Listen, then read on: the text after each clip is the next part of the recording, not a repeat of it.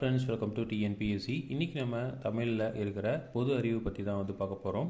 இந்த பொது அறிவில் ஃபஸ்ட்டு கொஸ்டின், இந்திய நிலப்பரப்பில் காடுகளின் விழுக்காடு என்னன்னு கேட்குறாங்க. ஸோ இந்தியாவோட மொத்த பரப்பளவில் காடுகள் எவ்வளோ பிளேஸ் இருக்குது அப்படின்னா 19 விழுக்காடு காடுகள் இருக்குது. ஸோ இது அடிக்கடி டிஎன்பிஎஸ்சியில் கேட்கக்கூடிய ஒரு கொஸ்டின். 19 விழுக்காடு காடுகளோட இது இருக்குது. அடுத்தது, ஹோமியோபதியின் தந்தை என அழைக்கப்படுவர் யார் அப்படின்னு கேட்குறாங்க. ஸோ ஹோமியோபதி அப்படிங்கிற ஒரு மருத்துவத்தோட தந்தை சாமுவேல் ஹென்மேன் அப்படிங்கிறவர் தான் ஹோமியோபதியோட தந்தை. சாமுவேல் ஹென்மேன். சாமுவேல் ஹென்மேன் அப்படிங்கிறவர் தான் ஹோமியோபதியோட தந்தை.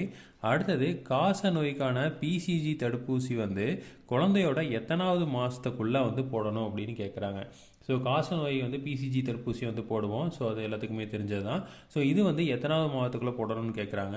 ஸோ இது 1 மாதத்துக்குள்ளே போடணும். ஸோ இது ஒரு சில முக்கியமான கொஸ்டின். இது கண்டிப்பாக ஒரு சில இடத்துலலாம் கேட்டிருக்காங்க டிஎன்பிஎஸ்சியில்.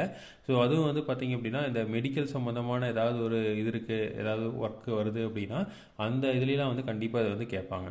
ஸோ அடுத்தது பார்த்திங்கன்னா, மூளைக்காய்ச்சல் நோயை பரப்புவதில் முக்கிய பங்கு வகிப்பது என்ன அப்படின்னு கேட்குறாங்க. ஸோ மூளைக்காய்ச்சல் நோயை எது மூலமாக பரவுது அப்படிங்கிறத கேட்குறாங்க.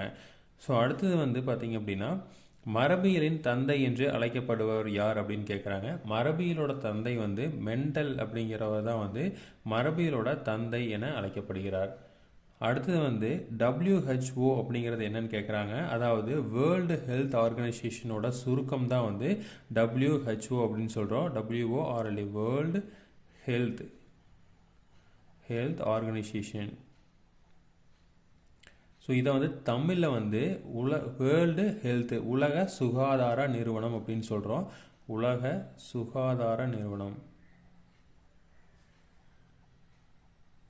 ஸோ இது நமக்கு ஜெனீவா அப்படிங்கிற இடத்துல இருக்குது.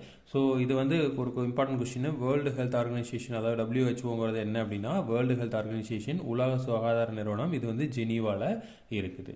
அடுத்தது ரத்தம் உறைதலுக்கு அவசியமான விட்டமின் என்ன அப்படின்னு கேட்குறாங்க. ரத்தம் உறையணும் அப்படின்னா அவசியமான விட்டமின் கே தான் ரொம்ப முக்கியமான ஒன்று. விட்டமின் கே இருந்தால் தான் ரத்தம் உறைதலுக்கு யூஸ்ஃபுல்லாக இருக்கும். அடுத்தது, வெறிநாய் கடியினால் ஏற்படும் நோய் என்ன அப்படின்னு கேட்குறாங்க.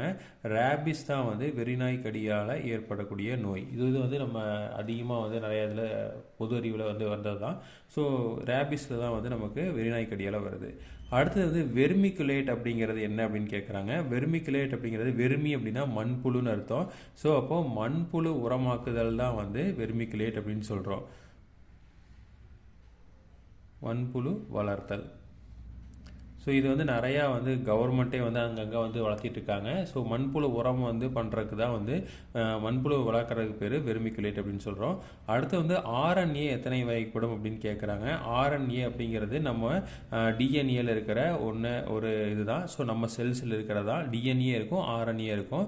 ஸோ அதில் டிஎன்ஏல குரோமோசோம்ஸ் இருக்கும். ஸோ இதில் RNA எவ்வளோ இருக்குது அப்படின்னா, நம்ம இருக்கிற RNA 3 அப்படிங்கிறது 3 வகையாக RNA இருக்குது. அடுத்து ரப்பர் எதுலேருந்து பரப்படுது அப்படின்னு கேட்குறாங்க. ஸோ ரப்பர் மெயினாக மரம், அதாவது தாவரங்களிலிருந்து தான் பரப்படுது.